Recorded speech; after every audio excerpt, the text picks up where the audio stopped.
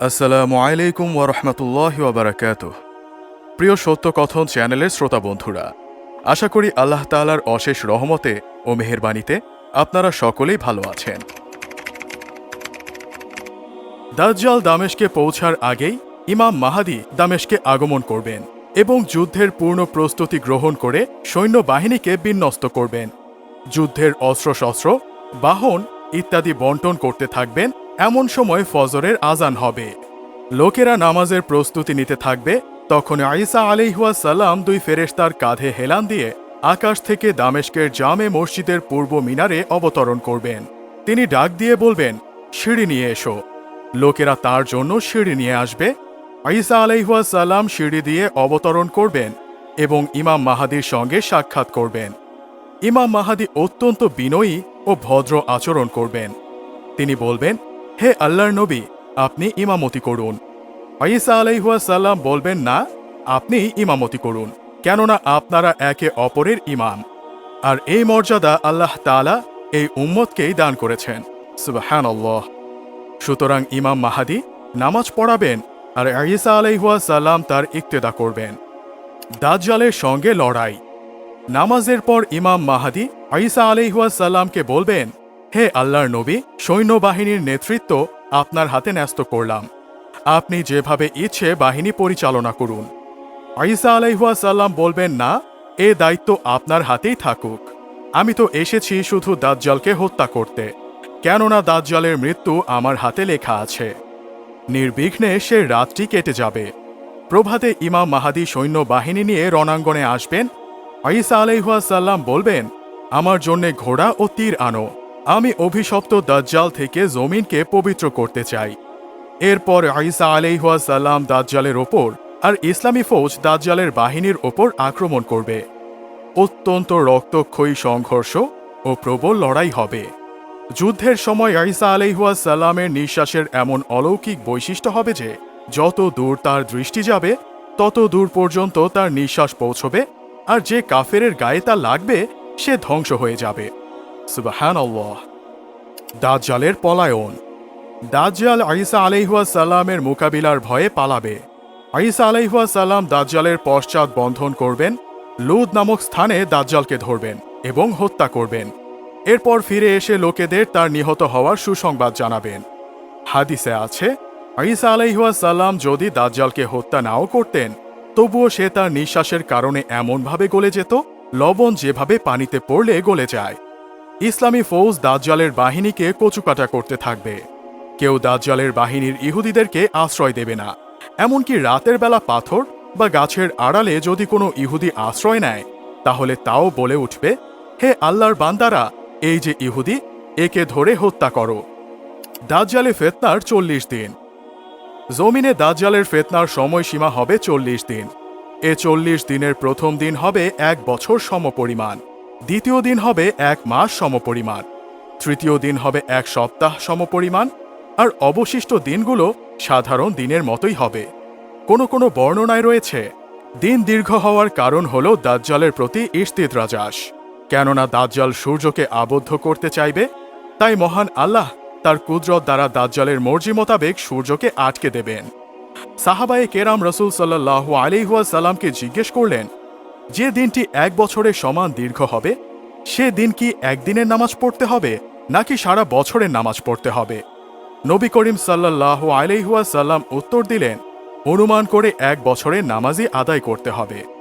কাশফের অধিকারী বেশি বুজুর্গ শায়খ মহিউদ্দিন ইবনু আরাবি রহমতুল্লাহ আলাইহি বলেন, সেদিনের এমন চিত্র অন্তরে উদিত হয় যে আকাশ থাকবে মেঘাচ্ছন্ন, রাতের আধার ঘনাবে না, সূর্যও দৃষ্টিগোচর হবে না। সুতরাং মানুষের জন্য শরীয়ত মোতাবেক সময়ের অনুমান করে নামাজ আদায় করতে হবে। দাজ্জালি ফিতনায় ক্ষতিগ্রস্ত শহরের সংস্কার ও জমিনে ইনসাফ কায়েম। দাজ্জালের ফিতনার পরিসমাপ্তি ঘটার পর ইমাম মাহাদি ও ঈসা আলাইহিস সালাম ওই সকল শহর পরিভ্রমণ করবেন যেসব শহরে দাজ্জাল ধ্বংসযজ্ঞ চালিয়েছিল। দাজ্জাল কর্তৃক নির্যাতিত লোকেদের এ বলে সান্ত্বনা প্রদান করবে যে তারা মহান আল্লাহর কাছে মহাপ্রতিদান লাভ করবে, আর তারা দুজন নিজেদের দয়া ও অনুগ্রহে নির্যাতিত লোকেদের ক্ষতির প্রতিকার করবেন। ঈসা আলাইহিস সালাম শুকর হত্যা, ক্রুশের পরাজয় ও কাফেরদের থেকে জিজিয়া কর গ্রহণ না করার বিধান জারি করবেন এবং সকল কাফেরদেরকে ইসলাম গ্রহণের দাওয়াত দেবেন। মহান আল্লাহর দয়া ও অনুগ্রহে মুসলিম রাষ্ট্রে কোনো অমুসলিম থাকবে না। ইমাম মাহাদির ইনসাফ ও ন্যায়পরায়ণতার জ্যোতিতে পুরো পৃথিবী আলোকিত হয়ে উঠবে। জুলুম, নির্যাতন ও বেইনসাফির মূলোৎপাটন করা হবে। সকল মানুষ মহান আল্লাহর ইবাদত ও আনুগত্যে মশগুল হবে। ইমাম মাহাদির খেলাফতের মেয়াদ হবে 7, 8 বা 9 বছর। তিনি 7 বছর খ্রিস্টানদের ফেতনার মোকাবেলা ও রাষ্ট্রের ব্যবস্থাপনায় ব্যয় করবেন। 8ম বছর দাজ্জালের সঙ্গে যুদ্ধ ও লড়াইয়ে আর 9ম বছর ঈসা আলাইহিস সালামের সঙ্গে অতিবাহিত করবেন। এই হিসেবে তার বয়স হবে 49 বছর। ইমাম মাহাদির ইন্তেকাল ও ঈসা আলাইহিস সালামের প্রতি ওহী প্রেরণ। এরপর ইমাম মাহাদির ইন্তেকাল হবে। ঈসা আলাইহিস সালাম তার জানাজা নামাজ পড়াবেন। তারপর রাষ্ট্র পরিচালনার দায়িত্ব ঈসা আলাইহিস সালামের ওপর ন্যস্ত হবে। সবাই অত্যন্ত শান্তি ও নিরাপত্তার মাঝে বসবাস করতে থাকবে। এই সময় মহান আল্লাহর পক্ষ থেকে তার প্রতি ওহী পাঠানো হবে, আমি পৃথিবীর বুকে এমন শক্তিশালী বান্দাদের পাঠাবো যাদের মোকাবেলা কেউ করতে পারবে না। সুতরাং আপনি আমার নিষ্ঠাবান বান্দাদেরকে নিয়ে কোহে তুরে চলে যান, যেন তারা সেখানে আশ্রয় গ্রহণ করতে পারে। ইয়াজুজ মাজুজের আত্মপ্রকাশ। ঈসা আলাইহিস সালাম কোহে তুরের কেল্লায় অবস্থান নিয়ে যুদ্ধোপকরণ ও রসদ সংগ্রহের প্রতি মনোনিবেশ করবেন। এই সময় ইয়াজুজ মাজুজ জাতি জুলকারনাইনের প্রাচীর ভেঙে পঙ্গপালের মতো চারদিকে ছড়িয়ে পড়বে। মজবুত কেল্লায় আশ্রয় নেয়া ছাড়া এদের কবল থেকে রক্ষা পাওয়ার কোনো উপায় থাকবে না। এরা বিশ্বব্যাপী হত্যা ও লুটতরাজ চালাতে কোনো দ্বিধা করবে না।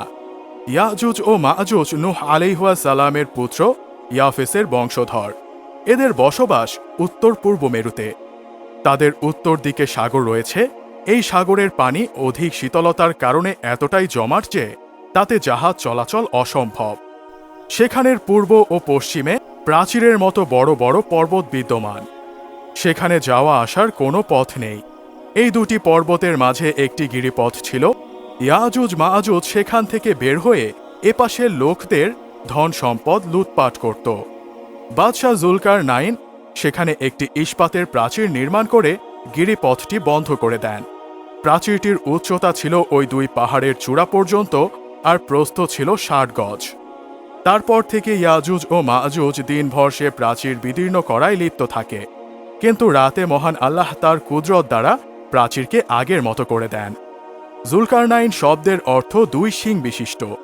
যেহেতু এই বাদশার কপালের উভয় দিক উত্থিত ছিল, এজন্য তিনি এই নামে প্রসিদ্ধ হয়ে যান। তিনি প্রাগৈতিহাসিক যুগের একজন ন্যায়পরায়ণ ও মুমিন বাদশাহ ছিলেন। তিনি যে জাতির বাদশাহ ছিলেন, সেই জাতির কৃষ্টি কালচার ও বসবাসস্থল সম্পর্কে আজ পর্যন্ত কিছু জানা যায়নি। পুরো পৃথিবীব্যাপী তার রাজত্ব ছিল। জনসাধারণের মাঝে একটি ভুল ধারণা প্রচলিত আছে যে সিকান্দার রুমি জুলকারনাইন। এই ধারণা কুরআন, হাদিস ও সমস্ত ইসলামী ইতিহাস বিরোধী। ইতিহাস দ্বারা প্রমাণিত সিকান্দার রুমি মূর্তি পূজক বাদশাহ ছিলেন। তিনি সপ্ত তারকার নামে এবাদতখানা বানিয়ে তার পূজা করতেন। তাছাড়া তিনি পুরো পৃথিবীর বাদশাও ছিলেন না। ইউনান থেকে ইরান হয়ে হিন্দুস্তানের পাঞ্জাব পর্যন্ত এসে ফেরার সময় তিনি মারা যান। সূরা কাহাফ আয়াত 83 থেকে 97। সত্যকথন চ্যানেলের সকল দর্শক ও শ্রোতা বন্ধুরা, বাকি কথাগুলো আমরা পরবর্তী ভিডিওতে জানব ইনশাআল্লাহ। পরবর্তী ভিডিওটিতে আমরা জানব ইয়াজুজ মাজুজের ধ্বংসলীলা, ঈসা আলাইহিস সালামের দোয়া ও ইয়াজুজ মাজুজের বিনাশ, ইয়াজুজ মাজুজের লাশ থেকে মুক্তি, শান্তিময় 7 বছর ও ঈসা আলাইহিস সালামের ইন্তেকাল।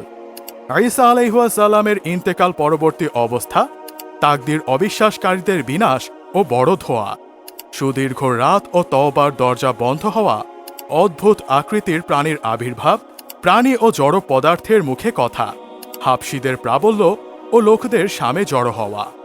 আর এই সকল বিষয়গুলো জানতে আমাদের চ্যানেলটি সাবস্ক্রাইব করে আমাদের সাথেই থাকুন। আজ এখানেই শেষ করছি। আবারও একতরফা কথা হবে পরবর্তী ভিডিওতে। আল্লাহ হাফেজ।